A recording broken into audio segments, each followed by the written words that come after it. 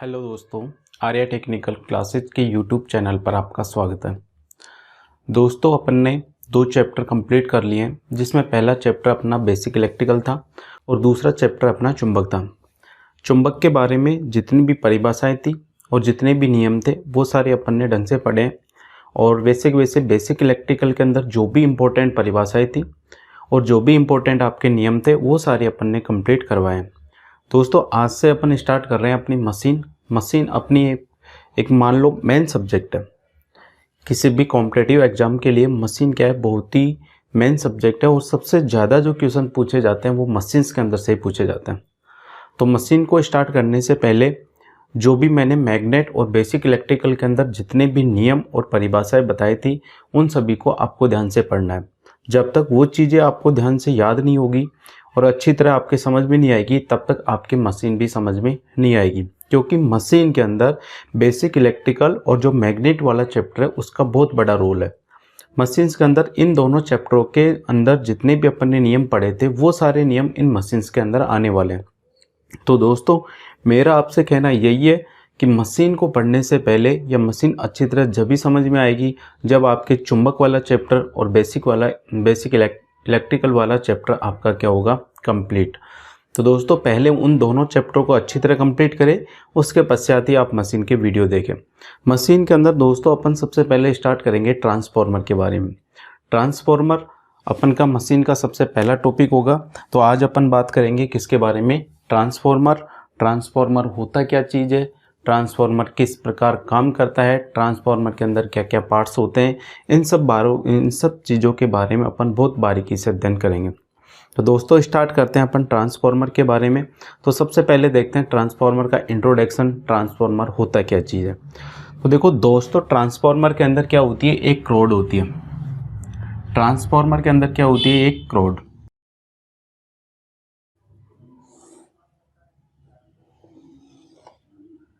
ये ट्रांसफार्मर की जो रॉड होती है वो सिलिकॉन स्टील की बनाई जाती है। किसकी बनाई जाती है, सिलिकॉन स्टील की। और ये जो रॉड होती है इसको अपन लैमिनेटेड बनाते हैं, मतलब सिलिकॉन स्टील की छोटी छोटी पत्तियों को आपस में जोड़कर इस रॉड का क्या किया जाता है, निर्माण किया जाता है। ट्रांसफार्मर की ये जो रॉड होती है, ये रॉड क्या काम करती है, ट्रांसफार्मर की इस रॉड के ऊपर अपन वाइंडिंग लपेटते हैं। रॉड के अलावा ट्रांसफार्मर के अंदर क्या होती है, वाइंडिंग होती है। क्या होती है, वाइंडिंग। तो ये क्या है, ट्रांसफार्मर की क्या है, रॉड। इस ट्रांसफार्मर की रॉड पर क्या लिपटी होती है, वाइंडिंग। ट्रांसफार्मर की वाइंडिंग को इन ट्रांसफार्मर की रॉड के ऊपर क्या किया जाता है, लपेटा जाता है। ट्रांसफार्मर के अंदर मुख्य रूप से 2 वाइंडिंग होती है। कितनी होती है ट्रांसफार्मर के अंदर, मुख्य रूप से 2 वाइंडिंग। एक वाइंडिंग को अपन इस तरफ लपेटा है और दूसरी वाइंडिंग को अपन ने इस तरफ लपेटा है। ये मैं केवल आपको समझाने के लिए लपेट रहा हूँ। एक तरफ तो मैंने आपको वाइंडिंग इस तरफ लपेटी और एक वाइंडिंग इस तरफ। तो ट्रांसफार्मर के अंदर क्या होती है, एक रॉड होती है। उस रॉड के ऊपर ट्रांसफार्मर के अंदर क्या होती है, वाइंडिंग लिपटी हुई रहती है। कितनी वाइंडिंग है, 2 वाइंडिंग। एक वाइंडिंग तो ये होगी और एक वाइंडिंग ये होगी, और ये क्या होगी, आपकी ट्रांसफार्मर की क्या होगी, रॉड। अब देखो ट्रांसफार्मर क्या करता है, ट्रांसफार्मर की एक वाइंडिंग को अपन सप्लाई देते हैं। ट्रांसफार्मर की एक वाइंडिंग को अपन क्या करते हैं, पावर देते हैं। मान लो ट्रांसफार्मर की इस वाइंडिंग को मैं पावर दे रहा हूँ, P बराबर कितना, VI cos फाई। तो ट्रांसफार्मर की जब इस वाइंडिंग को अपन क्या करते हैं, पावर देते हैं, मतलब क्या करते हैं, शक्ति। तो ट्रांसफार्मर की इस वाइंडिंग को जब अपन पावर देते हैं तो ट्रांसफार्मर क्या करता है, इस वाइंडिंग के अंदर जो पावर दी है उस पावर को इस वाइंडिंग से दूसरी वाइंडिंग के अंदर ट्रांसफर करने का काम करता है। क्या ट्रांसफार्मर क्या करता है, ट्रांसफार्मर की एक वाइंडिंग को अपन क्या करते हैं, पावर। फिर ट्रांसफार्मर क्या करेगा, इस वाइंडिंग के अंदर अपन ने जो पावर दी है उस पावर को इस वाइंडिंग से इस वाइंडिंग तक पहुंचाने का क्या करता है, काम करता है। मतलब ट्रांसफार्मर पावर को एक परिपथ से दूसरे परिपथ में स्थानांतरित करने का काम करता है। ये मान लो आपका एक परिपथ हो गया और ये दूसरा परिपथ। तो ट्रांसफार्मर क्या करेगा, पावर को इस परिपथ से इस परिपथ तक पहुंचाने का काम करेगा। तो ट्रांसफार्मर का क्या काम होता है, तो ट्रांसफार्मर क्या काम करता है, ट्रांसफार्मर किसी एक सर्किट की पावर को दूसरे सर्किट तक पहुंचाने का क्या करता है, काम करता है।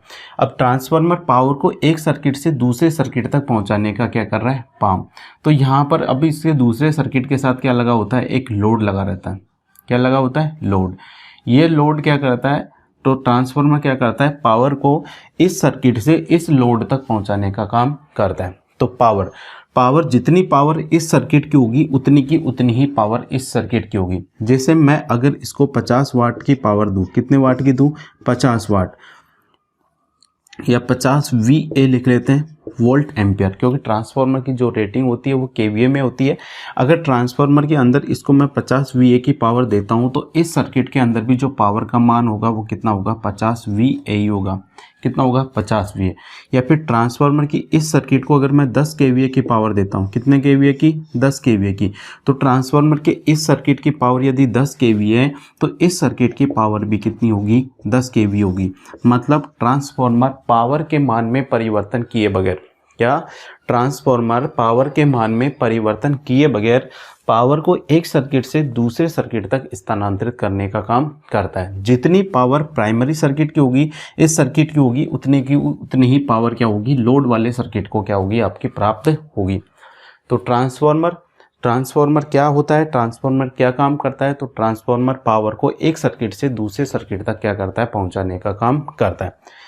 अब ट्रांसफार्मर को अपन कौन सी सप्लाई देते हैं, AC सप्लाई देते हैं। कौन सी सप्लाई देते हैं अपन, AC। और अपन जानते हैं AC मतलब प्रत्यावर्ती धारा। AC यानी कि प्रत्यावर्ती धारा की आवृत्ति कितनी होती है, 50 हर्ट्ज होती है। कितनी होती है, 50 हर्ट्ज। तो जब ट्रांसफार्मर की प्राइमरी वाइंडिंग को अपन ने AC सप्लाई दी है और उसकी वाइंडिंग कितनी है, 50 हर्ट्ज, तो ट्रांसफार्मर जब इस पावर को एक सर्किट से दूसरे सर्किट तक पहुंचाएगा तो इस पावर की, ये जो पावर होगी वो भी कौन सी होगी, आपकी AC होगी। कौन सी होगी, AC। और इस AC की आवृत्ति का मान भी कितना होगा, 50 हर्ट्ज ही होगा। कितना होगा, 50 हर्ट्ज। मतलब ट्रांसफार्मर क्या करता है, आवृत्ति में परिवर्तन नहीं करता है। ट्रांसफार्मर क्या करता है, सप्लाई की आवृत्ति में अंदर परिवर्तन नहीं करता है। जितनी आवृत्ति इस प्राइमरी सर्किट की होगी, इस सर्किट की होगी, उतनी ही आवृत्ति इस लोड वाले सर्किट की होगी। तो ट्रांसफार्मर क्या करेगा, आवृत्ति के मान में परिवर्तन किए बगैर, आवृत्ति के मान को ये क्या करता है, परिवर्तित नहीं करता है। तो ट्रांसफार्मर के अंदर क्या बोल सकते हैं, ट्रांसफार्मर आवृत्ति के मान में परिवर्तन किए बगैर पावर को या शक्ति को एक परिपथ से दूसरे परिपथ तक स्थानांतरित करने का काम करता है। तो ट्रांसफार्मर क्या होता है, तो ट्रांसफार्मर एक ऐसी डिवाइस है, ट्रांसफार्मर एक ऐसी युक्ति है जो सप्लाई आवृत्ति की फ्रीक्वेंसी को परिवर्तित किए बगैर, सप्लाई आवृत्ति की फ्रीक्वेंसी में परिवर्तन किए बगैर पावर को एक सर्किट से दूसरे सर्किट में स्थानांतरित करने का काम करता है। तो ये तो होगी आपका ट्रांसफार्मर क्या होता है। अब देखो ट्रांसफार्मर के अंदर दो वाइंडिंग होती है, एक तो होती है प्राइमरी वाइंडिंग और दूसरी होती है कौन सी, सेकेंडरी वाइंडिंग। ट्रांसफार्मर के अंदर कितनी वाइंडिंग होती है, दो। एक तो होती है ट्रांसफार्मर के अंदर प्राइमरी वाइंडिंग और दूसरी होती है कौन सी, सेकेंडरी वाइंडिंग। एक तो क्या होती है आपकी प्राइमरी वाइंडिंग, या बोल लो इसको प्राथमिक कुंडली। एक तो क्या होती है प्राथमिक कुंडली और दूसरी क्या होती है आपकी द्वितीय कुंडली। द्वितीय कुंडली मतलब सेकेंडरी वाइंडिंग, और इसको क्या बोलेंगे अपन, प्राइमरी वाइंडिंग। तो ट्रांसफार्मर के अंदर कितनी वाइंडिंग होती है, दो वाइंडिंग होती है। एक तो होती है प्राइमरी वाइंडिंग और दूसरी होती है सेकेंडरी वाइंडिंग।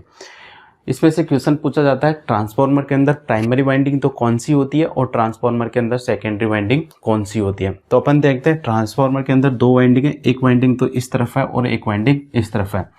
एक वाइंडिंग को तो अपन ने जोड़ रखा है किसके साथ, सप्लाई के साथ। किसके साथ जोड़ रखा है, सप्लाई। भाई इसको B वोल्टेज की सप्लाई दे रहे हैं ना। ट्रांसफार्मर के अंदर जैसे अपने घरों के पास ट्रांसफार्मर लगा होता है तो उसको 11,000 वोल्टेज से क्या करते हैं अपन, सप्लाई देते हैं, करंट देते हैं। तो जो वाइंडिंग 11,000 वोल्टेज से जुड़ी होती है मतलब उस वाइंडिंग को अपन क्या करते हैं, सप्लाई। और दूसरी तरफ अपन क्या करते हैं, घरों के लिए या अपने जो मोटर्स होती हैं उनके लिए ट्रांसफार्मर से क्या लेते हैं अपन, सप्लाई लेते हैं। तो वो कौन सी वाइंडिंग होगी आपकी, ये वाली। इस वाइंडिंग से अपन सप्लाई ले रहे हैं और इस वाइंडिंग को अपन सप्लाई क्या कर रहे हैं, दे रहे हैं। जब इस वाइंडिंग को सप्लाई देंगे तो ट्रांसफार्मर इस वाइंडिंग की जो पावर है उसको इस वाइंडिंग तक क्या कर देगा, पहुंचा देगा। तो ट्रांसफार्मर की जिस वाइंडिंग को किसके साथ जोड़ा जाता है, सप्लाई के साथ। क्या ट्रांसफॉर्मर की जिस वाइंडिंग को सप्लाई के साथ जोड़ा जाता है, मतलब ट्रांसफॉर्मर की जिस वाइंडिंग को अपन क्या करते हैं, करंट देते हैं 11,000 वोल्टेज के साथ, जिस वाइंडिंग को अपन क्या करते हैं, जोड़ते हैं, वो ट्रांसफॉर्मर की कौन सी वाइंडिंग कहलाती है, प्राथमिक कुंडली कहलाती है। कौन सी कहलाती है, प्राथमिक कुंडली। तो प्राथमिक कुंडली कौन सी होगी, जिस वाइंडिंग को अपन किसके साथ जोड़ेंगे, सप्लाई के साथ। ट्रांसफॉर्मर की जिस वाइंडिंग को अपन सप्लाई के साथ जोड़ेंगे वो ट्रांसफॉर्मर की कौन सी वाइंडिंग कहलाएगी, प्राइमरी वाइंडिंग या प्राथमिक कुंडली। तो प्राथमिक कुंडली को क्या किया जाता है, सप्लाई के साथ जोड़ा जाता है। किसके साथ जोड़ देते हैं, सप्लाई के साथ। तो सप्लाई के साथ जो जुड़ी होती है वो ट्रांसफॉर्मर की कौन सी वाइंडिंग होगी, आपकी प्राइमरी वाइंडिंग। जो वाइंडिंग वैद्युतिक सप्लाई के साथ जुड़ी होगी वो ट्रांसफॉर्मर की कौन सी वाइंडिंग होगी, प्राइमरी वाइंडिंग। दूसरा ये है, इस ट्रांसफॉर्मर की इस वाइंडिंग को अपन ने किसके साथ जोड़ रखा है, लोड के साथ। किसके साथ जोड़ रखा है, लोड के साथ। तो ट्रांसफॉर्मर की वो वाइंडिंग जिसको अपन किसके साथ जोड़ते हैं, लोड के साथ जोड़ते हैं, या ट्रांसफॉर्मर की वो वाइंडिंग जिससे अपन सप्लाई प्राप्त करते हैं, जिससे अपन घरों के लिए या मोटर्स के लिए क्या करते हैं, उससे सप्लाई लेते हैं, वो वाइंडिंग कौन सी वाइंडिंग होगी, आपकी सेकेंडरी वाइंडिंग। तो ट्रांसफॉर्मर की वो वाइंडिंग जिसको किसके साथ जोड़ा जाता है, लोड के साथ। लोड का मतलब अपने जो भी बल्ब, पंखे, कूलर, मोटर्स जिनको अपन जोड़ते हैं, जो वैद्युतिक ऊर्जा से चलते हैं, वो सब मशीनें आपकी क्या है, लोड है। क्या है, लोड। तो ट्रांसफॉर्मर की जिस वाइंडिंग को अपन किसके साथ जोड़ेंगे, लोड के साथ जोड़ेंगे। किसके साथ जोड़ेंगे, लोड के साथ। वो ट्रांसफॉर्मर की कौन सी वाइंडिंग होगी, आपकी सेकेंडरी वाइंडिंग होगी, या फिर हिंदी में बोले तो क्या होगी, आपकी द्वितीय कुंडली होगी। कौन सी कुंडली होगी, द्वितीय कुंडली।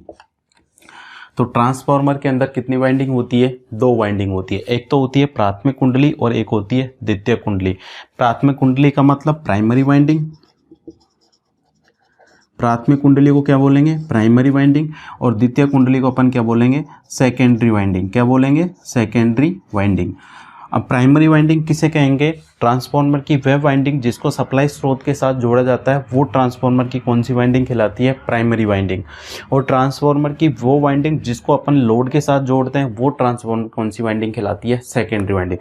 तो क्वेश्चन पूछा जाता है, ट्रांसफॉर्मर की वो वाइंडिंग जिसको सप्लाई के साथ जोड़ा जाता है तो कौन सी वाइंडिंग होगी, ऑप्शन होगा आपका कौन सी, प्राइमरी वाइंडिंग। और ट्रांसफॉर्मर की वो वाइंडिंग जिसको लोड के साथ जोड़ा जाता है, वो कौन सी वाइंडिंग होगी, आपकी सेकेंडरी वाइंडिंग। क्या होगी, सेकेंडरी वाइंडिंग।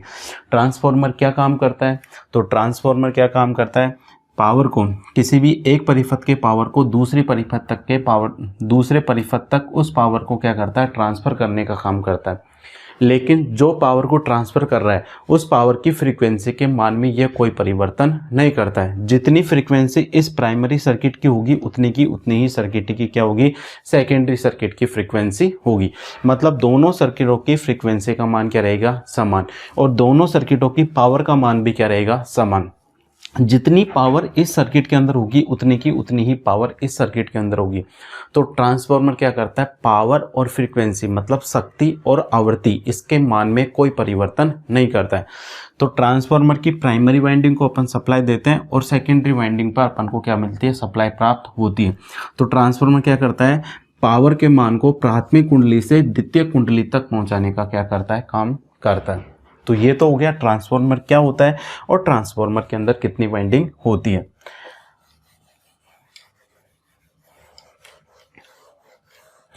इसके बाद क्वेश्चन पूछा जाता है ट्रांसफार्मर की प्राइमरी और सेकेंडरी वाइंडिंग, ट्रांसफार्मर की प्राथमिक और द्वितीय कुंडली एक दूसरे के साथ किस प्रकार से जुड़ी होती है। क्या क्वेश्चन आता है अगला, ट्रांसफार्मर के अंदर प्राइमरी और सेकेंडरी वाइंडिंग एक दूसरे से कनेक्ट होती है, वैद्युतिक रूप से, चुंबकीय रूप से, वैद्युतिक या चुंबकीय दोनों रूप से, या इनमें से कोई नहीं। तो देखो ट्रांसफार्मर की प्राइमरी वाइंडिंग ये है और ये क्या है, सेकेंडरी वाइंडिंग। ट्रांसफार्मर की प्राइमरी और सेकेंडरी वाइंडिंग एक दूसरे से क्या होती है, दूर दूर होती है, या क्या होती है, अलग अलग होती है। ये दोनों एक दूसरे को टच नहीं करती है। जब ट्रांसफार्मर की दोनों वाइंडिंग एक दूसरे को टच नहीं कर रही है तो क्या इस वाइंडिंग की करंट इस वाइंडिंग में जाएगी, क्या नहीं जाएगी, एक दूसरे को टच नहीं कर रही है ना। अगर ऐसा होता ट्रांसफार्मर की ये वाइंडिंग का ये जो सिरा है इस ट्रांसफार्मर की इस वाइंडिंग के सिरे के साथ मैं क्या कर देता, जोड़ देता, तब तो क्या होता, यहाँ से करंट जाती, इधर होते हुए करंट यहाँ से होते हुए यहाँ पर अपन को प्राप्त होती, तब ये वाइंडिंग क्या हो जाती, एक दूसरे से वैद्युतिक रूप से क्या होती, आपकी जुड़ती। लेकिन ट्रांसफार्मर की ये दोनों वाइंडिंग एक दूसरे के साथ क्या होती है, आपकी जुड़ी हुई नहीं होती है। तो ट्रांसफार्मर की जो दोनों वाइंडिंग होती है वो वैद्युतिक रूप से एक दूसरे से क्या होती है, आपकी अलग अलग होती है। मतलब ट्रांसफार्मर की प्राइमरी और सेकेंडरी वाइंडिंग वैद्युतिक रूप से जुड़ी नहीं होती है, एक दूसरे को ये स्पर्श नहीं करती है, एक दूसरे को टच नहीं कर रही है। जब ये एक दूसरे को टच नहीं करेगी तो दोनों वाइंडिंग वैद्युतिक रूप से नहीं जुड़ी होगी। तो ट्रांसफार्मर की दोनों वाइंडिंग क्या होती है, वैद्युतिक रूप से जुड़ी नहीं होती है। ट्रांसफार्मर के अंदर दो वाइंडिंग होती है, एक तो होती है प्राथमिक वाइंडिंग और द्वितीयक वाइंडिंग। दोनों वाइंडिंग एक दूसरे से वैद्युतिक रूप से जुड़ी नहीं होती है, मतलब दोनों एक दूसरे को स्पर्श नहीं करती है, दोनों एक दूसरे को टच नहीं करती है, दोनों एक दूसरे के साथ संपर्क में नहीं होती है। जब ट्रांसफार्मर की दोनों वाइंडिंग एक दूसरे को स्पर्श नहीं कर रही है तो ट्रांसफार्मर की दोनों वाइंडिंग वैद्युतिक रूप से जुड़ी हुई नहीं होती है। जब ट्रांसफार्मर की दोनों वाइंडिंग अगर वैद्युतिक रूप से नहीं जुड़ रही है तो ट्रांसफार्मर की दोनों वाइंडिंग जुड़ती कैसे है, तो देखो कैसे जुड़ती है। ये प्राइमरी वाइंडिंग है, इस प्राइमरी वाइंडिंग को अपन क्या करते हैं, सप्लाई के साथ जोड़ते हैं। तो इस प्राइमरी वाइंडिंग के अंदर क्या होगी, धारा प्रवाहित होगी। क्या प्रवाहित होगी, धारा। जब इस वाइंडिंग के अंदर अपन धारा प्रवाहित करेंगे तो इस वाइंडिंग के अंदर क्या होगा, चुंबकीय क्षेत्र पैदा होगा। क्या होगा, चुंबकीय क्षेत्र। और इस वाइंडिंग के अंदर क्या पैदा होगा, चुंबकीय क्षेत्र। क्यों पैदा हुआ, क्योंकि वाइंडिंग के अंदर अपन क्या प्रवाहित कर रहे हैं, धारा। और चुंबक वाले पार्ट के अंदर पढ़ा था अपन ने, जब किसी वाइंडिंग के अंदर धारा प्रवाहित करते हैं तो उस वाइंडिंग के अंदर क्या हो जाता है, चुंबकीय क्षेत्र पैदा हो जाता है, या चुंबकीय फ्लक्स क्या हो जाता है, उसके अंदर उत्पन्न हो जाता है। और ये जो चुंबकीय फ्लक्स या चुंबकीय क्षेत्र होता है, ये वाइंडिंग के एक सिरे से दूसरे सिरे तक गति करता है। मतलब वाइंडिंग के उत्तरी ध्रुव से दक्षिणी ध्रुव तक चुंबकीय बल रेखाएं क्या होती है, यहाँ से निकलती है। तो देखिए, जब ट्रांसफार्मर की इस वाइंडिंग को अपन एसी सप्लाई देंगे, इस वाइंडिंग को अपन सप्लाई देंगे तो इस वाइंडिंग के अंदर क्या होगी, धारा प्रवाहित होगी। जैसे इस वाइंडिंग के अंदर धारा प्रवाहित होगी तो चुंबक वाले चैप्टर के अंदर अपन ने पढ़ा था, जब किसी वाइंडिंग के अंदर धारा प्रवाहित करते हैं तो उस वाइंडिंग के अंदर क्या होता है, चुंबकीय क्षेत्र पैदा होता है। तो इस वाइंडिंग के अंदर क्या होगा, चुंबकीय क्षेत्र पैदा होगा, मतलब चुंबकीय फ्लक्स पैदा होगा। जब इस वाइंडिंग का चुंबकीय फ्लक्स है इस क्रोड के माध्यम से, किसके माध्यम से, क्रोड के माध्यम से क्या होगा, इस सेकेंडरी वाइंडिंग में से होकर क्या होगा, आपका पास होगा। ये क्या है, प्राइमरी वाइंडिंग का चुंबकीय फ्लक्स है। चुंबकीय फ्लक्स को किससे लिखते हैं अपन, फाई से। जब इस वाइंडिंग के अंदर धारा प्रवाहित करेंगे तो इस वाइंडिंग के अंदर क्या होगा, फ्लक्स पैदा होगा। क्या होगा, चुंबकीय फ्लक्स पैदा होगा। जब इस वाइंडिंग का चुंबकीय फ्लक्स इस क्रोड के माध्यम से होते हुए इस सेकेंडरी वाइंडिंग में से होकर गुजरेगा, तो जब सेकेंडरी वाइंडिंग में से होकर चुंबकीय फ्लक्स गुजरेगा तो सेकेंडरी वाइंडिंग में से गुजरने वाले फ्लक्स के मान में क्या होगा, परिवर्तन। और अपन ने फैराडे का विद्युत चुंबकीय प्रेरण का प्रथम नियम पढ़ा था, जब किसी चालक पदार्थ या कुंडली से गुजरने वाले फ्लक्स के मान में क्या होता है, परिवर्तन होता है, तो उस वाइंडिंग के अंदर क्या हो जाता है, एक विद्युत वाहक बल पैदा हो जाता है, या उस वाइंडिंग के अंदर ईएमएफ आ जाता है। तो देखो यहाँ पर अपन ने एसी करंट दिए, एसी करंट के कारण जो चुंबकीय क्षेत्र पैदा होगा वो कौन सा होगा, आपका परिवर्तित। क्योंकि एसी का मान समय के साथ क्या होता रहता है, चेंज होता रहता है, कम ज़्यादा होता रहता है। जब मान चेंज होगा एसी, तो एसी करंट चेंज होगी तो उसके अंदर पैदा होने वाले चुंबकीय फ्लक्स का मान भी क्या होगा, चेंज। तो जब ये चुंबकीय फ्लक्स इस वाइंडिंग में से क्या होगा, जब चुंबकीय फ्लक्स गुजरेगा तो चुंबकीय फ्लक्स के मान में क्या होगा, परिवर्तन। जब वाइंडिंग में से गुजरने वाले फ्लक्स के मान में परिवर्तन होगा तो इस वाइंडिंग के अंदर क्या हो जाता है, एक ईएमएफ पैदा हो जाता है। क्या हो जाता है, ईएमएफ। तो प्राइमरी और सेकेंडरी वाइंडिंग एक दूसरे से देखो कैसे जुड़ी होती है, इस चुंबकीय फ्लक्स के माध्यम से जुड़ी होती है, मतलब चुंबकीय रूप से जुड़ी होती है। क्योंकि प्राइमरी वाइंडिंग का चुंबकीय क्षेत्र और सेकेंडरी वाइंडिंग में से होकर गुजरता है। जब प्राइमरी वाइंडिंग का चुंबकीय क्षेत्र सेकेंडरी वाइंडिंग में से होकर गुजरेगा तो सेकेंडरी वाइंडिंग में से गुजरने वाले फ्लक्स के मान में क्या होता है, परिवर्तन। जब सेकेंडरी वाइंडिंग में से गुजरने वाले फ्लक्स के मान में परिवर्तन होगा तो इस वाइंडिंग के अंदर क्या हो जाता है, एक विद्युत वाहक बल पैदा हो जाता है। जब ये वाइंडिंग इधर से होते हुए किन सी वाइंडिंग में जाता है, प्राइमरी वाइंडिंग में से होकर गुजरता है, तो प्राइमरी वाइंडिंग में से भी गुजरने वाले फ्लक्स के मान में क्या होता है, परिवर्तन, जिससे प्राइमरी वाइंडिंग के अंदर भी क्या हो जाता है, एक विद्युत वाहक बल पैदा होता है। प्राइमरी वाइंडिंग में पैदा होने वाले विद्युत वाहक बल को किससे लिखते हैं, E1 से, और सेकेंडरी वाइंडिंग के अंदर पैदा होने वाले विद्युत वाहक बल को किससे लिखते हैं अपन, E2 से। E1 और E2 क्या है, आपके प्रेरित विद्युत वाहक बल है। क्या है, प्रेरित विद्युत वाहक बल। क्यों आए ये, क्योंकि दोनों वाइंडिंगों से गुजरने वाले फ्लक्स के मान में क्या हो रहा है, परिवर्तन। जब दोनों वाइंडिंगों में से गुजरने वाला फ्लक्स क्या होगा, आपका परिवर्तित होगा या चेंज होगा, तो इस वाइंडिंग के अंदर क्या आ जाएगा, आपका ईएमएफ आ जाएगा या विद्युत वाहक बल आ जाएगा। तो देखो दोनों वाइंडिंग कैसे जुड़ी होती है, चुंबकीय रूप से, इस वाइंडिंग का चुंबकीय फ्लक्स और इस वाइंडिंग का चुंबकीय फ्लक्स, जितना चुंबकीय फ्लक्स इस वाइंडिंग में से जा रहा है वो फ्लक्स इस वाइंडिंग में से होकर गुजर रहा है, तो दोनों वाइंडिंगों में से चुंबकीय फ्लक्स गुजर रहा है। मतलब ट्रांसफार्मर की जो दोनों वाइंडिंग होती है वो चुंबकीय रूप से जुड़ी होती है। कैसे जुड़ी होती है? चुंबकीय रूप से। तो ट्रांसफार्मर की दोनों वाइंडिंग, क्या? दोनों वाइंडिंग का मतलब प्राइमरी और सेकेंडरी वाइंडिंग, दोनों वाइंडिंग क्या होती है? चुंबकीय रूप से जुड़ी होती है। कौन से रूप से जुड़ी होती है? चुंबकीय रूप से, मतलब चुंबकीय फ्लक्स के रूप से, चुंबकीय फ्लक्स की सहायता से क्या होती है? आपकी जुड़ी होती है। तो ट्रांसफार्मर की जो दोनों वाइंडिंग होती है वो चुंबकीय रूप से जुड़ी होती है। चुंबकीय रूप का मतलब इस वाइंडिंग का चुंबकीय क्षेत्र इस वाइंडिंग में से सेकेंडरी वाइंडिंग में से होकर क्या होता है? गुजरता है। तो क्वेश्चन पूछा जाता है, कई बार क्वेश्चन पूछा गया है, ट्रांसफार्मर की दोनों वाइंडिंग एक दूसरे के साथ जुड़ी होती है। ऑप्शन मिलेगा आपको वैद्युतिक रूप से, बी ऑप्शन चुंबकीय रूप से, सी वैद्युतिक और चुंबकीय दोनों, या फिर डी इनमें से कोई नहीं। तो ट्रांसफार्मर की जो दोनों वाइंडिंग होती है वो चुंबकीय रूप से जुड़ी होती है। कैसे जुड़ी होती है? चुंबकीय रूप से। ट्रांसफार्मर की दोनों वाइंडिंग वैद्युतिक रूप से जुड़ी हुई नहीं होती है। तो ट्रांसफार्मर की दोनों वाइंडिंग कैसे जुड़ी होती है? चुंबकीय रूप से जुड़ी होती है। क्या जुड़ी होती है? चुंबकीय रूप से।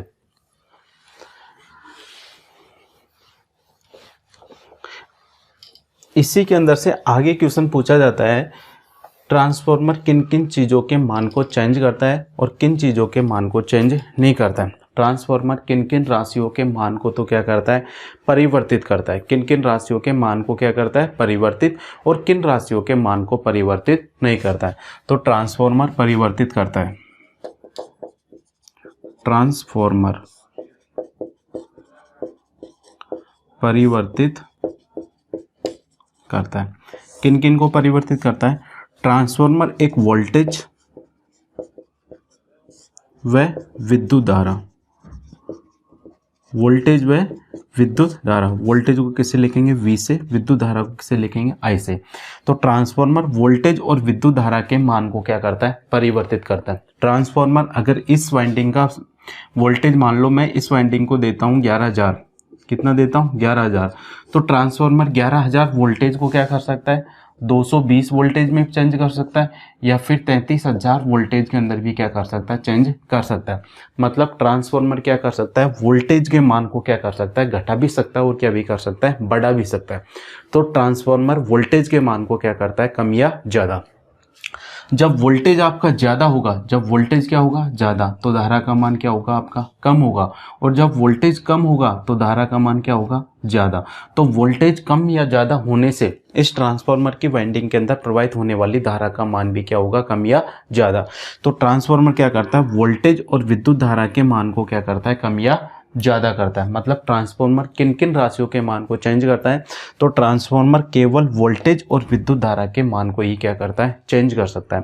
वोल्टेज के मान को घटा भी सकता है या क्या कर सकता है? बढ़ा भी सकता है। वैसे विद्युत धारा के मान को ये घटा भी सकता है और क्या कर सकता है? बढ़ा भी सकता है। तो ट्रांसफार्मर वोल्टेज और विद्युत धारा के मान को क्या करता है? ये परिवर्तित करता है। अब बात आती है ट्रांसफार्मर किन चीज़ों के मान को परिवर्तित नहीं करता है। तो ट्रांसफार्मर परिवर्तित नहीं करता है, क्या? ट्रांसफार्मर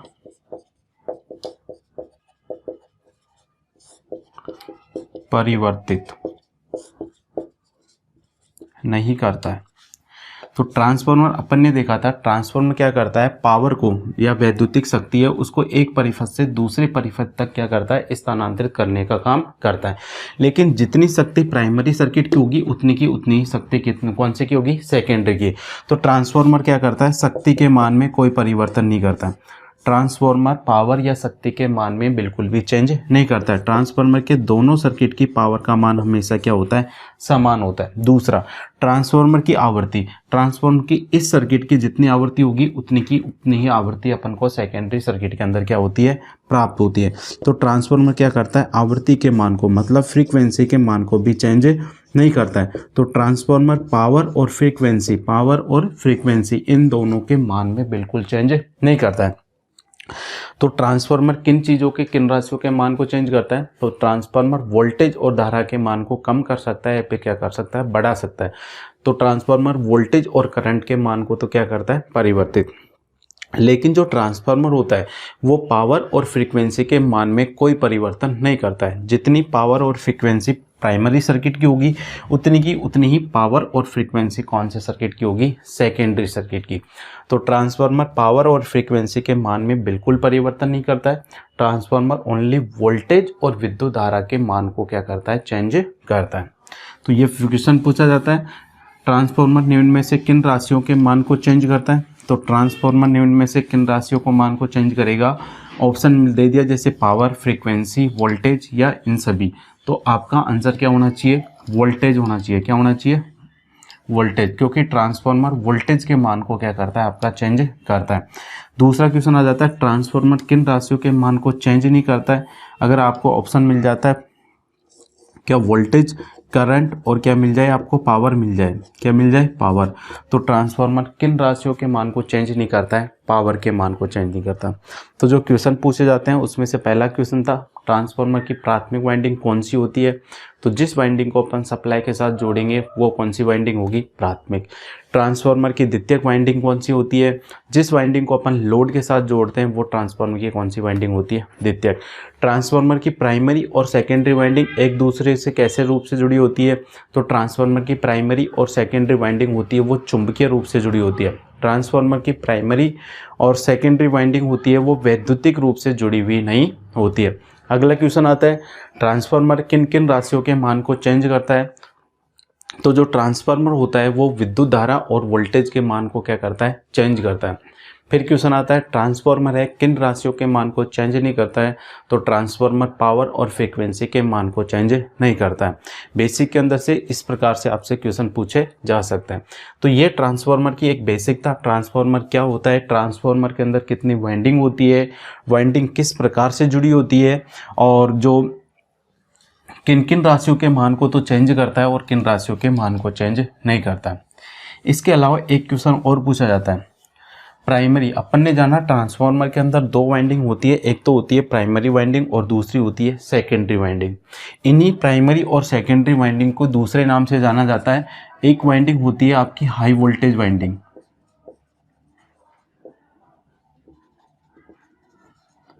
कौन सी वाइंडिंग होती है, हाई वोल्टेज वाइंडिंग, यानी कि उच्च विभव वाली कुंडली, उच्च विभव कुंडली। ट्रांसफार्मर के अंदर एक क्या होती है, हाई वोल्टेज वाइंडिंग होती है, मतलब उच्च विभव कुंडली होती है, और दूसरी क्या होती है आपकी, लो वोल्टेज वाइंडिंग होती है। क्या होती है, low voltage winding. Low voltage winding क्या बोलते हैं अपन, निम्न विभव कुंडली। तो ट्रांसफार्मर के अंदर प्राइमरी और जो सेकेंडरी वाइंडिंग होती है, इन्हीं प्राइमरी और सेकेंडरी वाइंडिंग को अपन लो वोल्टेज और हाई वोल्टेज के नाम से भी क्या करते हैं, अपन जानते हैं। अब बात ये आती है कि हाई वोल्टेज वाली वाइंडिंग तो कौन सी होती है और लो वोल्टेज वाली वाइंडिंग कौन सी होती है। मतलब उच्च विभव वाली कुंडली तो कौन सी होगी दोनों में से, और निम्न विभव वाली कुंडली कौन सी होगी। तो देखो, उच्च विभव जरूरी नहीं है कि प्राइमरी वाइंडिंग होगी या सेकेंडरी होगी। तो जिस वाइंडिंग के अंदर नंबर ऑफ टर्न्स की संख्या क्या होगी, ज़्यादा। नंबर ऑफ टर्न्स मतलब देखो, ये कुंडली के अंदर फेरों की संख्या, जैसे इसके अंदर कितने फेरे हैं, 1 2 3 4 5 6 7 8 9। प्राइमरी वाइंडिंग के अंदर फेरों की संख्या कितनी है, 9 है। कितनी है, 9। ऐसे कैसे, सेकेंडरी वाइंडिंग देखो, 1 2 3 4 5 6 7 8। सेकेंडरी वाइंडिंग के अंदर फेरों की संख्या कितनी है, 8 है। कितनी है, 8। एक वाइंडिंग के अंदर फेरों की संख्या 9 है और एक वाइंडिंग के अंदर फेरों की संख्या क्या है, 8 है। इन दोनों में से फेरों की संख्या कौन सी वाइंडिंग में ज़्यादा है, प्राइमरी वाइंडिंग में। कौन सी वाइंडिंग में ज़्यादा है, क्योंकि प्राइमरी में फेरों की संख्या कितनी है, 9, और सेकेंडरी वाइंडिंग के अंदर फेरों की संख्या कितनी है, 8 है।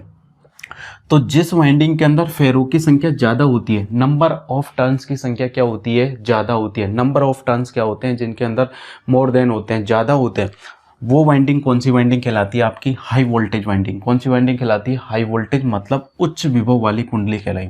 तो उच्च विभव वाली कुंडली कौन सी होगी, जिस वाइंडिंग के अंदर फेरों की संख्या क्या होगी, ज़्यादा। अगर प्राइमरी वाइंडिंग के अंदर फेरों की संख्या ज़्यादा है तो प्राइमरी वाइंडिंग आपकी कौन सी वाइंडिंग हो जाएगी, उच्च वोल्टेज वाली वाइंडिंग, मतलब जिसके अंदर फेरों की संख्या क्या होगी, ज़्यादा। फेरो की संख्या क्या ज़्यादा, जिसके अंदर टर्न्स की संख्या या फेरो की संख्या क्या होगी ज़्यादा होगी, वो ट्रांसफार्मर की कौन सी वाइंडिंग कहलाएगी, आपकी हाई वोल्टेज वाइंडिंग कहलाएगी। कौन सी कहलाएगी, हाई वोल्टेज।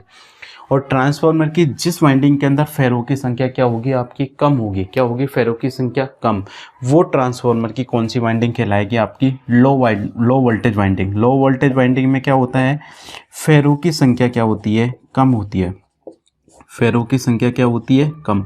तो ट्रांसफार्मर की जिस वाइंडिंग के अंदर फेरो की संख्या कम होगी वो वाइंडिंग कहलाएगी निम्न विभव कुंडली, और निम्न विभव कुंडली को इंग्लिश में बोल जाता है लो वोल्टेज वाइंडिंग। और ट्रांसफार्मर की जिस वाइंडिंग के अंदर फेरो की संख्या ज़्यादा होगी वो ट्रांसफार्मर कहलाएगी उच्च विभव वाली कुंडली, और उच्च विभव वाली कुंडली को हाई वोल्टेज वाइंडिंग कहलाएंगे। अब ये जो प्राइमरी वाइंडिंग है इसके अंदर फेरो की संख्या 9 है, तो ये कहलाएगी आपकी high voltage winding, H we winding. H का मतलब हाई, वी का मतलब वोल्टेज, और WDG का मतलब वाइंडिंग, मतलब हाई वोल्टेज वाइंडिंग होगी। और ये जो सेकेंडरी वाइंडिंग है इसके अंदर फेरो की संख्या क्या है, कम है, तो ये जो वाइंडिंग होगी वो वाइंडिंग कौन आएगी, कौन सी, LV वाइंडिंग, मतलब लो वोल्टेज वाइंडिंग। कौन सी वाइंडिंग कहलाएगी, लो वोल्टेज वाइंडिंग। अगर इसके अंदर मैं फेरो की संख्या कर दूं यहाँ पर 10, कितना कर दूं यहाँ पर, जैसे मान लो यहाँ पर फेरो की संख्या कितनी हो 7, और इसके अंदर फेरो की संख्या कितनी हो 10। अब जो सेकेंडरी वाइंडिंग है, अब यहाँ पर देखो सेकेंडरी वाइंडिंग के अंदर फेरो की संख्या क्या होगी, ज़्यादा। तो अब सेकेंडरी वाइंडिंग के अंदर जब फेरो की संख्या ज़्यादा हो जाएगी तो अब सेकेंडरी वाइंडिंग कौन सी वाइंडिंग बन जाएगी, आपकी हाई वोल्टेज बन जाएगी। कौन सी बन जाएगी, हाई वोल्टेज। और प्राइमरी वाइंडिंग के अंदर फेरो की संख्या क्या है, कम है, तो अब ये वाइंडिंग कौन सी वाइंडिंग बन जाएगी, लो वोल्टेज वाइंडिंग। तो ट्रांसफार्मर की जिस वाइंडिंग के अंदर फेरो की संख्या कम, लो वोल्टेज, और जिसके अंदर फेरो की संख्या ज़्यादा, हाई वोल्टेज।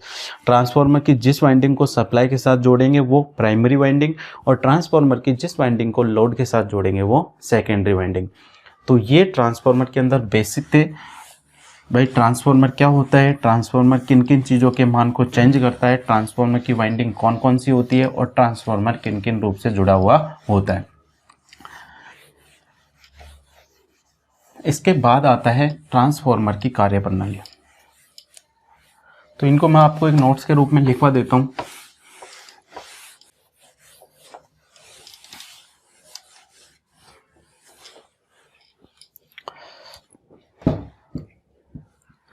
कैसे लिखेंगे, ट्रांसफार्मर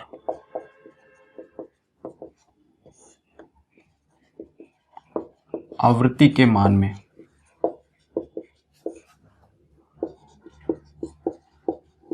परिवर्तन किए बिना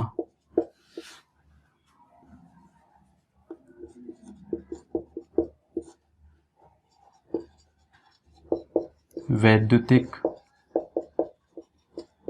शक्ति को एक परिपथ से दूसरे परिपथ में स्थानांतरित करता है। ट्रांसफार्मर क्या करता है, आवृत्ति में परिवर्तन किए बगैर वैद्युतिक शक्ति को एक सर्किट से दूसरे सर्किट में स्थानांतरित करने का काम करता है। अब जिस वाइंडिंग को सप्लाई के साथ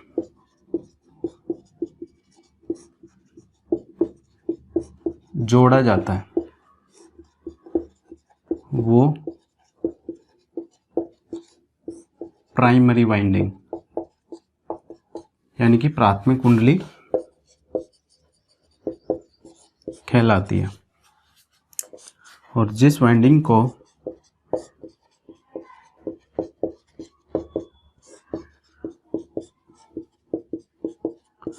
लोड के साथ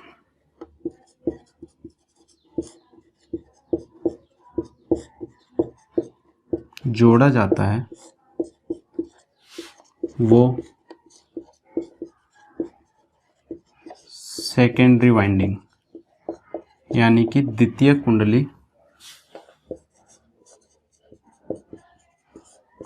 कहलाती है। ट्रांसफार्मर की जो दोनों वाइंडिंग होती है वो वैद्युतिक रूप से जुड़ी हुई नहीं होती है। दोनों वाइंडिंग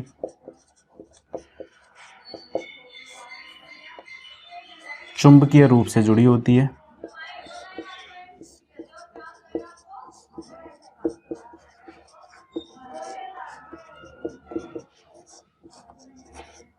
ये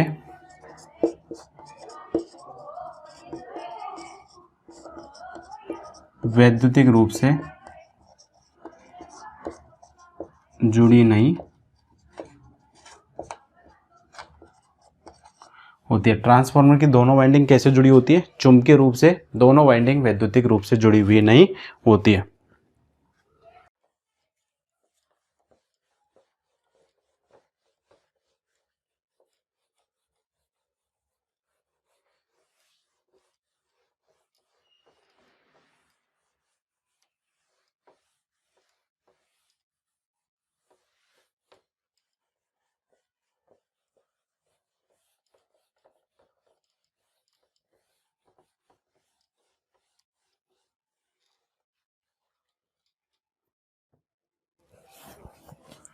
आगे आता है ट्रांसफार्मर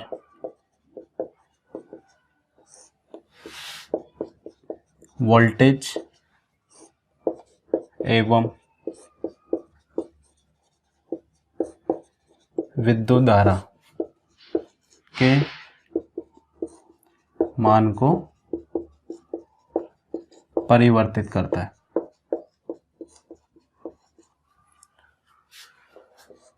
ट्रांसफार्मर पावर शक्ति एवं आवृत्ति यानी कि फ्रीक्वेंसी के मान को परिवर्तित नहीं करता। ट्रांसफार्मर ओनली वोल्टेज और धारा के मान को चेंज करता है, ये शक्ति और आवृत्ति के मान को चेंज नहीं करता। जिस वाइंडिंग में जिस वाइंडिंग में फेरों की संख्या ज़्यादा,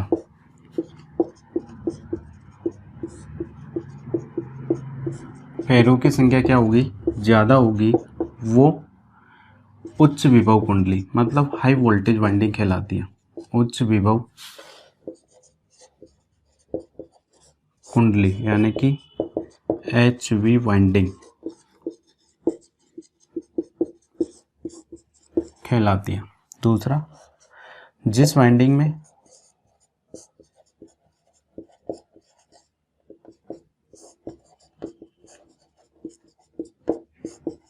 फेरों की संख्या कम होगी, वो निम्न विभव कुंडली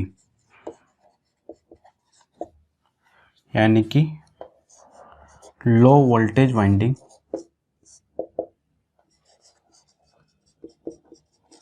कहलाती है।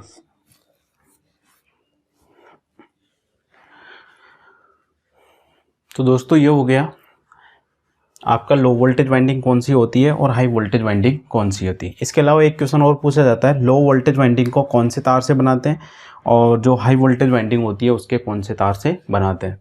तो देखो, लो वोल्टेज कम होगा तो करंट क्या रहेगी? ज़्यादा। अब ज़्यादा करंट को सहन करने के लिए अपन पतला तार काम में लेंगे या मोटा? तो ज़्यादा करंट को सहन करने के लिए हमेशा अपन मोटे तार का काम करते हैं।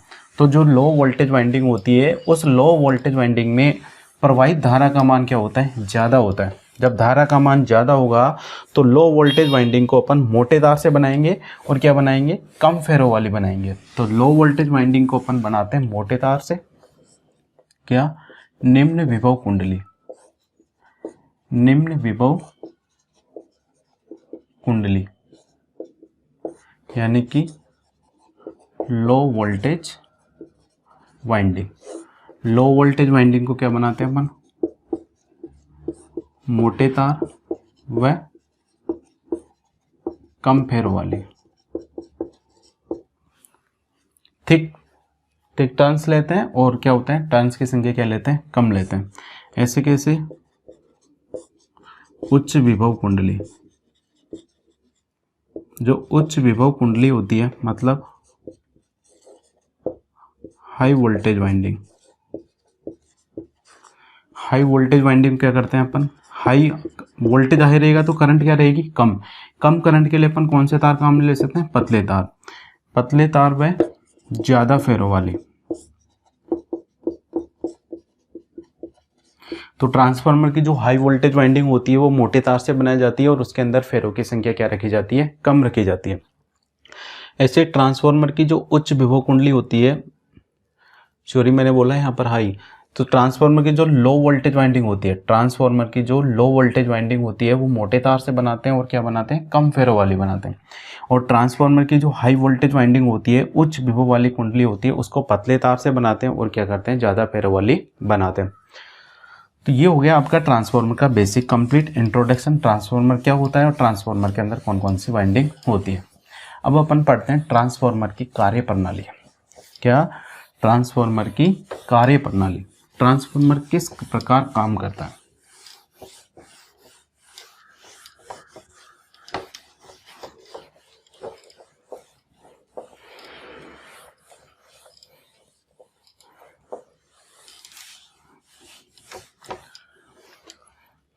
तो ट्रांसफार्मर की कार्य प्रणाली के लिए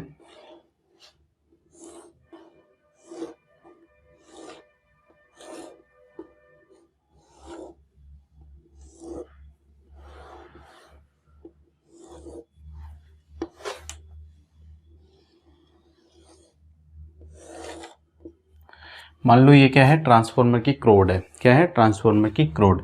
इस ट्रांसफार्मर की क्रोड के ऊपर अपन क्या लपेटेंगे, वाइंडिंग। ये मैंने इस क्रोड के ऊपर क्या लपेट दी, वाइंडिंग। इस वाइंडिंग को मैंने किसके साथ जोड़ दिया, सप्लाई के साथ। एक वाइंडिंग अपन इस तरफ लपेटेंगे और इस वाइंडिंग को अपन किसके साथ जोड़ेंगे, लोड के साथ। इस वाइंडिंग को मैंने जोड़ा लोड के साथ और इस वाइंडिंग को मैंने सप्लाई दी कौन सी, एसी। तो इस वाइंडिंग को अपन सप्लाई के साथ जोड़ रहे हैं, तो ये ट्रांसफार्मर की कौन सी वाइंडिंग होगी, प्राइमरी वाइंडिंग। कौन सी वाइंडिंग होगी, प्राइमरी वाइंडिंग। इस वाइंडिंग को अपन लोड के साथ जोड़ रहे हैं, तो ये ट्रांसफार्मर की कौन सी वाइंडिंग होगी, सेकेंडरी वाइंडिंग। कौन सी होगी, सेकेंडरी वाइंडिंग।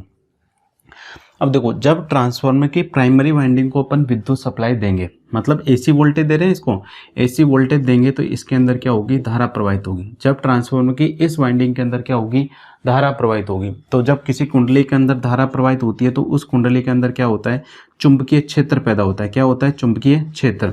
तो जैसे ही इस वाइंडिंग के अंदर चुंबकीय क्षेत्र पैदा होगा, तो इस वाइंडिंग का जब चुंबकीय क्षेत्र इस क्रोड के माध्यम से, क्या, इस वाइंडिंग का चुंबकीय क्षेत्र इस क्रोड के माध्यम से जब इस सेकेंडरी वाइंडिंग में से होकर गुजरेगा, इस वाइंडिंग के अंदर क्या होगा, चुंबकीय क्षेत्र पैदा होगा। क्यों होगा चुंबकीय क्षेत्र, क्योंकि इस वाइंडिंग के अंदर अपन क्या प्रवाहित कर रहे हैं, धारा। क्या इस वाइंडिंग के अंदर चुंबकीय क्षेत्र पैदा होगा क्या, अभी नहीं, क्योंकि इस वाइंडिंग के अंदर अभी अपन ने कोई सप्लाई नहीं दे रहे हैं, इसके अंदर कोई करंट प्रवाहित नहीं हो रही है, इस कारण इसके अंदर कोई चुंबकीय क्षेत्र पैदा नहीं होगा। चुंबकीय क्षेत्र पैदा होगा वो ओनली कौन सी वाइंडिंग में होगा, प्राइमरी वाइंडिंग। तो प्राइमरी वाइंडिंग के अंदर जो चुंबकीय फ्लक्स पैदा होता है उसका मान कितना है, फाई। ये फाई चुंबकीय फ्लक्स क्या होता है, इस क्रोड के माध्यम से, इस क्रोड के माध्यम से जब इस सेकेंडरी वाइंडिंग में से होकर गुजरेगा, तब इस सेकेंडरी वाइंडिंग में से होकर गुजरने वाले फ्लक्स के मान में क्या होगा, परिवर्तन। तो जब इस वाइंडिंग में से होकर गुजरने वाला फ्लक्स परिवर्तन होगा तो इस वाइंडिंग के अंदर क्या हो जाएगा, एक विद्युत वाहक बल पैदा हो जाएगा, मतलब ईएमएफ पैदा हो जाएगा। इस पैदा होने वाले ईएमएफ का मान कितना है, E2। तो जब प्राइमरी वाइंडिंग का चुंबकीय फ्लक्स क्रोड के माध्यम से सेकेंडरी वाइंडिंग में से होकर गुजरता है, तो सेकेंडरी वाइंडिंग में से गुजरने वाले फ्लक्स के मान में क्या होता है, परिवर्तन। और जब वाइंडिंग में से गुजरने वाले फ्लक्स के मान में परिवर्तन होगा तो इस वाइंडिंग के अंदर क्या आ जाएगा, एक विद्युत वाहक बल पैदा हो जाएगा। जब ये फ्लक्स इधर से होते हुए, क्रोड के माध्यम से होते हुए जब प्राइमरी वाइंडिंग में से होकर गुजरता है, अब ये फ्लक्स देखो सेकेंडरी में से तो होकर गुजर रहा था, साथ साथ प्राइमरी में से भी होकर क्या हो रहा है, गुजर रहा है। तो प्राइमरी में से भी होकर गुजरने वाले फ्लक्स के मान में क्या होगा, परिवर्तन। जब प्राइमरी में से होकर गुजरने वाले फ्लक्स के मान में परिवर्तन होगा तो इस प्राइमरी वाइंडिंग के अंदर भी क्या हो जाएगा, एक विद्युत वाहक बल पैदा हो जाता है। तो क्या हुआ, ट्रांसफार्मर की प्राइमरी वाइंडिंग को अपन ने करंट दी, तो इस करंट से इसके अंदर आया चुंबकीय फ्लक्स। जब ये चुंबकीय फ्लक्स इस क्रोड के माध्यम से सेकेंडरी वाइंडिंग में से होकर जाएगा, तो सेकेंडरी वाइंडिंग में से गुजरने वाले फ्लक्स के मान में क्या होगा, परिवर्तन। जब सेकेंडरी में से गुजरने वाला फ्लक्स क्या होगा, चेंज होगा, तो इसके अंदर एक ईएमएफ आ जाएगा, एक विद्युत वाहक बल आ जाएगा। फिर ये फ्लक्स इस क्रोड के माध्यम से होकर जब प्राइमरी में से होकर गुजरेगा, तो प्राइमरी के अंदर भी गुजरने वाले फ्लक्स के मान में क्या होगा, परिवर्तन। जब प्राइमरी में से भी फ्लक्स गुजरेगा, तो प्राइमरी के अंदर भी क्या आ जाता है, एक ईएमएफ आ जाता है। तो प्राइमरी के अंदर पैदा होने वाले ईएमएफ का मान कितना है, E1, और सेकेंडरी के अंदर पैदा होने वाले ईएमएफ का मान कितना है, E2। अब सेकेंडरी के अंदर क्या आ गया, एक ईएमएफ आ गया। अब सेकेंडरी वाइंडिंग के सिरों पर जैसे अपन क्या लगाएंगे, लोड लगाएंगे, तो इस सेकेंडरी वाइंडिंग के अंदर क्या होने लग जाएगी, धारा प्रवाहित होने लग जाती है। मतलब ट्रांसफार्मर की जो पावर है वो एक सर्किट से दूसरे सर्किट के अंदर क्या हो जाती है, आपकी स्थानांतरित हो जाती है। यही क्या है, आपके ट्रांसफार्मर की क्या है, कार्य प्रणाली। तो ट्रांसफार्मर की वर्किंग का मतलब कार्य प्रणाली, मतलब ट्रांसफार्मर किस प्रकार काम करता है। तो ट्रांसफार्मर काम कैसे करता है, ट्रांसफार्मर की एक वाइंडिंग को अपन एसी सप्लाई देते हैं। एसी सप्लाई देने से उस वाइंडिंग के अंदर क्या होती है, एसी विद्युत धारा प्रवाहित होती है। इस एसी विद्युत धारा के कारण इस वाइंडिंग के अंदर क्या होता है, परिवर्तित चुंबकीय क्षेत्र पैदा होता है। क्योंकि एसी करंट का मान क्या होता रहता है, चेंज होता रहता है। जब करंट चेंज होगी तो करंट के कारण जो चुंबकीय फ्लक्स आएगा उसका मान भी क्या होगा, चेंज। तो परिवर्तित चुंबकीय फ्लक्स पैदा होता है। ये फ्लक्स जब सेकेंडरी वाइंडिंग में से गुजरता है, तो सेकेंडरी वाइंडिंग में से गुजरने वाले फ्लक्स के मान में क्या होता है, परिवर्तन, जिससे सेकेंडरी वाइंडिंग के अंदर क्या आ जाता है, ईएमएफ आ जाता है। और सेकेंडरी वाइंडिंग पर अपन जैसे लोड लगाएंगे तो उसके अंदर क्या होने लग जाती है, धारा प्रवाहित होने लग जाती है। ये फ्लक्स जब प्राइमरी वाइंडिंग में से होकर गुजरेगा, तो प्राइमरी के अंदर भी एक विद्युत वाहक बल पैदा हो जाता है, जो कितना होता है, E1। तो इस प्रकार ट्रांसफार्मर आपका क्या काम करता है, वैद्युतिक पावर को, वैद्युतिक शक्ति को एक परिपथ से दूसरे परिपथ में स्थानांतरित करने का काम करता है। तो ये क्या होगी, ट्रांसफार्मर की क्या होगी, कार्यप्रणाली। अब देखो, ट्रांसफार्मर के अंदर वाइंडिंग देख लो, चाहे क्रोड देख लो, कोई सा भी पार्ट्स देख लो, ट्रांसफार्मर के अंदर कोई भी पार्ट्स गति नहीं करता है, घूमता नहीं है। मतलब ट्रांसफार्मर के अंदर सारे के सारे जितने भी पार्ट्स हैं, जितने भी भाग है, वो सब क्या रहते हैं, स्थिर रहते हैं, बिल्कुल गति नहीं करते। जैसे मोटर्स होता है, मोटर के अंदर आर्मेचर क्या होता करता है, आपका गति करता है। क्या करता है, आर्मेचर क्या होता है, आपका घूमता है। रोटर होता है ना, रोटर क्या होता है, उसके अंदर घूमता है। तो मोटर के अंदर तो पार्ट्स क्या करता है, आपका गति करता है। लेकिन ट्रांसफार्मर का कोई भी पार्ट्स घूमता नहीं है, ट्रांसफार्मर का कोई भी पार्ट्स घूमता नहीं है। इस कारण ट्रांसफार्मर क्या होता है, आपका स्थैतिक उपकरण होता है। क्या होता है, स्थैतिक। अब ट्रांसफार्मर स्थैतिक उपकरण है, इसके अंदर कोई भी पार्ट्स गति नहीं कर रहा है। तो अपन जानते हैं हानि तीन प्रकार की होती है। एक तो होती है लोह हानि, एक होती है ताम्र हानि, और एक होती है यांत्रिक हानि। जो यांत्रिक हानि होती है वो आती है घर्षण के कारण होने वाली हानि। घर्षण के कारण होने वाली हानि को क्या कहा जाता है, यांत्रिक हानि। जब इसके अंदर कोई पार्ट्स घूम नहीं रहा है, तो क्या इसके अंदर कोई घर्षण पैदा हुआ, क्या नहीं। तो ट्रांसफार्मर के अंदर जो यांत्रिक हानि है, मतलब घर्षण हानि है, उसका मान कितना होता है, 0 होता है। जब ट्रांसफार्मर के अंदर घर्षण हानि का मान 0 होगा, तो ट्रांसफार्मर की जो दक्षता होगी वो सभी मशीनों की दक्षता से क्या होती है, ज़्यादा होती है। मतलब ट्रांसफार्मर के अंदर हानियों का मान क्या होता है, कम होता है। ट्रांसफार्मर के अंदर केवल 2 हानि होती है, जबकि और जितनी भी मशीन है उसके अंदर कितनी हानि होती है, 3। ट्रांसफार्मर के अंदर केवल लोहा हानि और ताम्र हानि होती है। ट्रांसफार्मर के अंदर यांत्रिक हानि नहीं होती है। जबकि जितनी भी मशीनें हैं और सारी, उन सब मशीनों के अंदर लोहा हानि भी होती है, ताम्र हानि भी होती है और यांत्रिक हानि भी होती है। मतलब 3 हानि होती है। इसके अंदर 2 हानि होती है और मशीनों के अंदर कितनी होती है, 3। तो ट्रांसफार्मर के अंदर जो लॉसेस पावर का मान होगा वो क्या होगा, कम।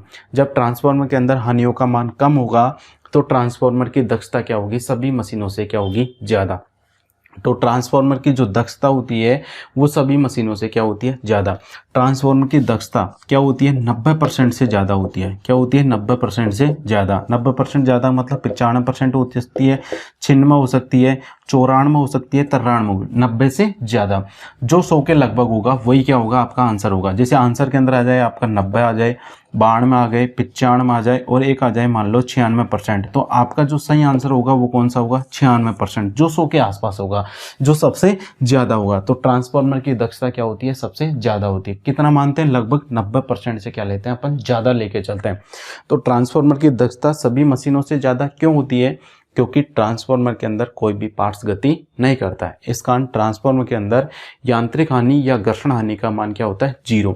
जब यांत्रिक या घर्षण हानि का मान 0 होगा तो ट्रांसफार्मर के अंदर कोई भी क्या होगी, उसकी दक्षता सभी मशीनों से क्या होगी, ज़्यादा होगी। तो ट्रांसफार्मर की कार्यप्रणाली अपन ने समझी। ट्रांसफार्मर की कार्यप्रणाली के बाद अपन ने समझा कि ट्रांसफार्मर क्या होता है, एक स्थैतिक उपकरण होता है, मतलब ट्रांसफार्मर के अंदर कोई भी पार्ट्स गति नहीं करता है। और ट्रांसफार्मर की जो दक्षता होती है वो सभी मशीनों की दक्षता से क्या होती है, ज़्यादा। लगभग कितना लेके चलते हैं अपन, 90% से ज़्यादा लेके चलते हैं। तो इनको अब अपन लिख लेते हैं। तो ट्रांसफार्मर की जो कार्यप्रणाली है,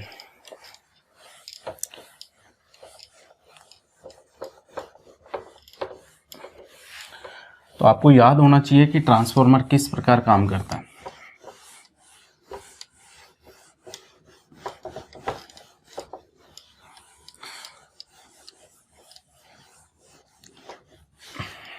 तो मैं इसको शॉर्ट में लिखा देता हूं। ट्रांसफार्मर कार्यप्रणाली को क्या करेंगे,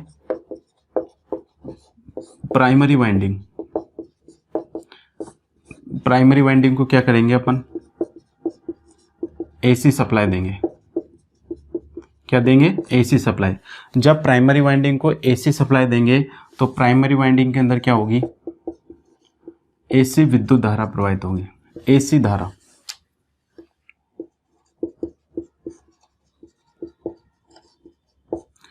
प्राइमरी वाइंडिंग के अंदर क्या होगी, एसी धारा प्रवाहित होगी।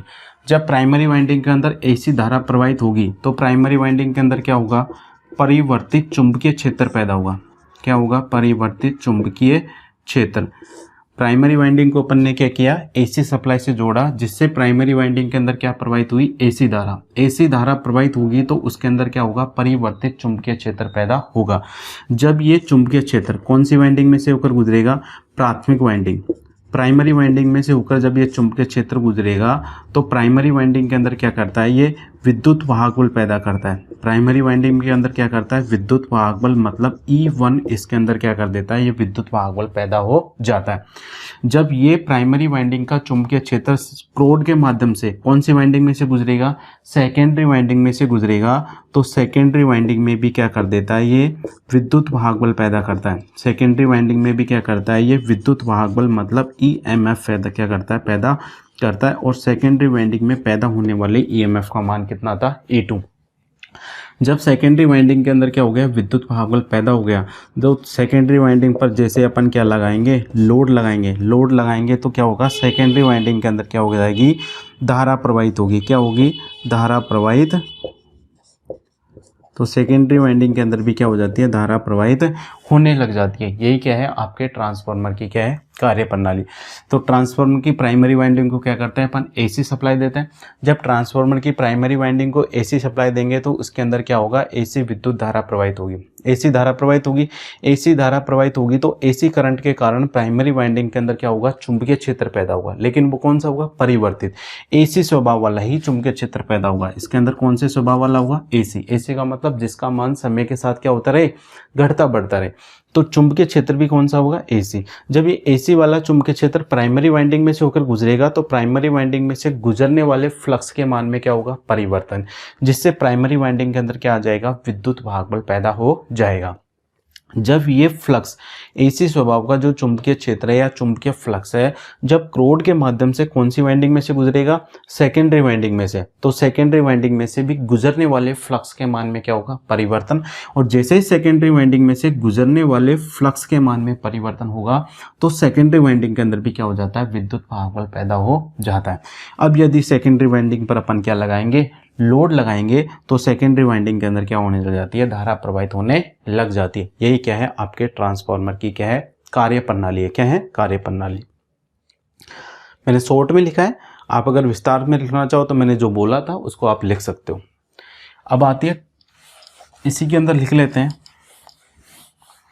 ट्रांसफार्मर क्या है आपका, एक स्थैतिक उपकरण है।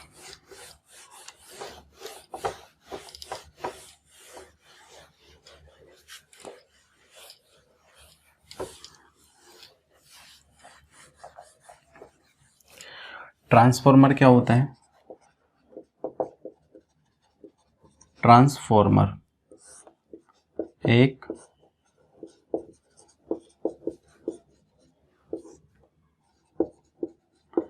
स्थितिक उपकरण होता है। स्थितिक उपकरण का मतलब ट्रांसफार्मर के अंदर कोई भी पार्ट्स गति नहीं करता है। तो जब ट्रांसफार्मर स्थितिक उपकरण होता है तो इसमें वायु एवं घर्षण हानि का मान, इसमें वायु एवं घर्षण हानि का मान क्या होता है? 0 होता है या 0 होता है। मतलब ट्रांसफार्मर के अंदर कोई भी वायु एवं घर्षण हानि नहीं होती है। जब वायु एवं घर्षण हानि का मान 0 होगा तो इसकी जो दक्षता होती है, इसकी दक्षता सभी मशीनों से क्या होती है? ज़्यादा होती है। ट्रांसफार्मर की दक्षता क्या होती है? सभी मशीनों से क्या होती है? ज़्यादा होती है। क्यों होती है? क्योंकि ट्रांसफार्मर क्या होता है? स्थितिक उपकरण होता है। स्थितिक उपकरण होने से क्या हुआ? इसके अंदर वायु एवं घर्षण हानियों का मान क्या होगा? 0। जब इन हानियों का मान 0 होगा तो इसकी दक्षता भी क्या होगी? ज़्यादा। ट्रांसफार्मर की जो दक्षता होती है, इसकी जो दक्षता होती है वो क्या होती है? 90% से ज़्यादा होती है। क्या होती है? ट्रांसफार्मर की दक्षता 90% से क्या होती है? ज़्यादा। 90 से ज़्यादा कितनी भी मान सकते हो, जो 100 के आसपास होगा वही क्या होगा? आपका आंसर सही होगा। तो ट्रांसफार्मर एक स्थितिक उपकरण होता है। ट्रांसफार्मर के अंदर वायु एवं घर्षण हानियों का मान कितना होता है? 0। ट्रांसफार्मर की जो दक्षता होती है वो सभी मशीनों से क्या होती है? ज़्यादा होती है। ट्रांसफार्मर की दक्षता हमेशा कितनी होती है? 90% से क्या होती है? ज़्यादा होती है। तो ये हो गया आपके ट्रांसफार्मर की क्या होगी? कार्य प्रणाली। तो दोस्तों आज अपन ने पढ़ा ट्रांसफार्मर के अंदर बेसिक चीज़ें। ट्रांसफार्मर क्या होता है, ट्रांसफार्मर के अंदर कितनी वाइंडिंग होती है, ट्रांसफार्मर के अंदर कार्य प्रणाली क्या होती है। तो दोस्तों आज के लिए बस इतना ही। अब अपन जो अगला वीडियो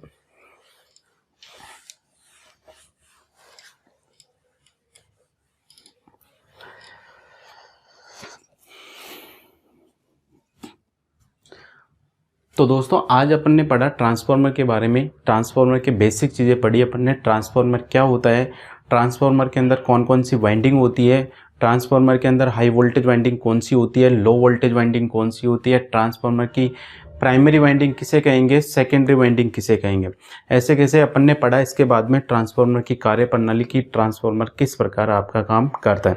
तो इसके अंदर से जितने भी आपके क्वेश्चन बन सकते थे उन सब क्वेश्चनों को मैंने आपको बता दिया है कि कौन कौन से क्वेश्चन तो आज के टॉपिक में से आपके बन सकते थे। तो फ्रेंड्स मेरा आप कहना यही है, यदि आपने मैग्नेट और बेसिक इलेक्ट्रिकल वाला चैप्टर नहीं पढ़ा है तो पहले आप चुंबक और बेसिक इलेक्ट्रिकल वाले चैप्टर के जितने भी वीडियो हैं, 7 या 8 जो वीडियो हैं, जितने भी वीडियो हैं उन वीडियो को आप पहले कंप्लीट करें, तब जाके ही आपके ट्रांसफार्मर का चैप्टर अच्छी तरह समझ में आएगा। तो दोस्तों आज के लिए बस इतना ही, मिलते हैं अगले वीडियो में।